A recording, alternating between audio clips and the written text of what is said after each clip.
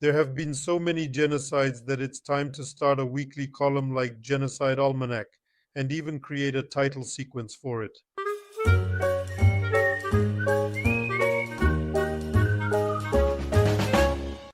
At first, of course, the unfortunate Uyghurs came to mind, 2 million of whom are being re educated in Chinese labor camps from Muslims into non Muslims.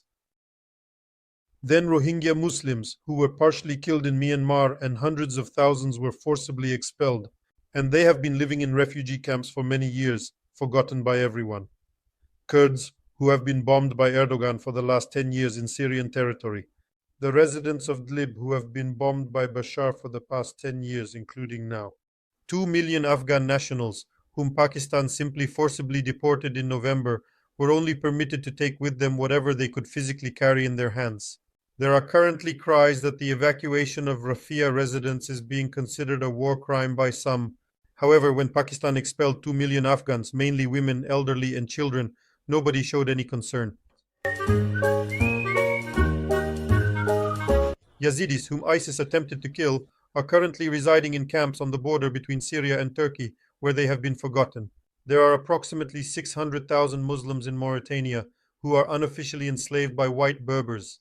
Slavery status is inherited. Residents of the part of Yemen not occupied by pro-Iranian Houthis.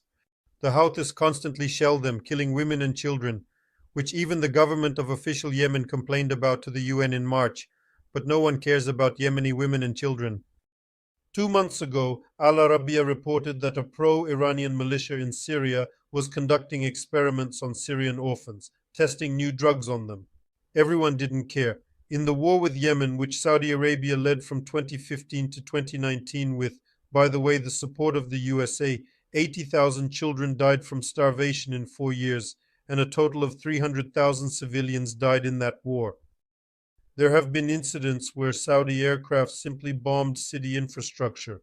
In August 2018, they destroyed a bus with children from the air.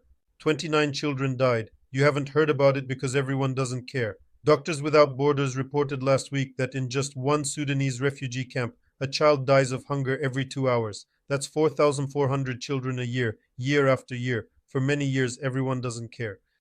For the cost of the pier that Biden built, futilely trying to score points with the left radicals, a year's worth of food could have been provided for Sudanese children, but everyone couldn't care less about them. As you can see, there are numerous real genocides and ethnic cleansings occurring, but everyone is indifferent to them. That's why I'm saying we could start a section called Genocide Almanac. I haven't even mentioned half of what I found information about. And I was finding information far from everything. I didn't even specifically search for it. And now I'm reading today about a fresh genocide, a new ethnic cleansing. Saudi military personnel have been instructed to eliminate representatives of tribes who declined to vacate the area designated for the construction of the city of Neom. This was reported by Colonel Ali Nazi of the Saudi Arabian intelligence.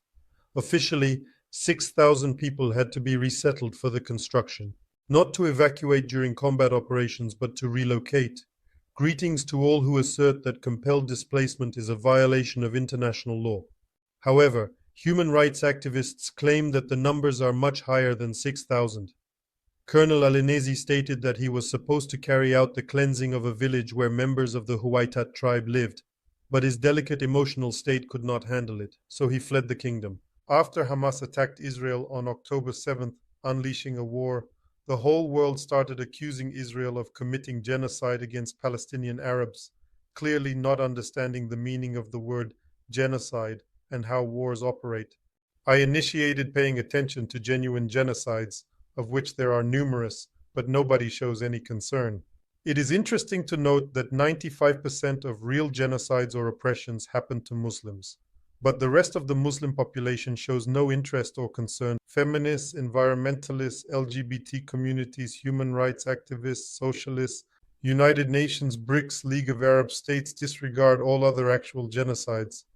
Everyone is focused on the fabricated genocide, which is actually a war initiated by Hamas, and where Hamas is calling the victim numbers pulled out of thin air.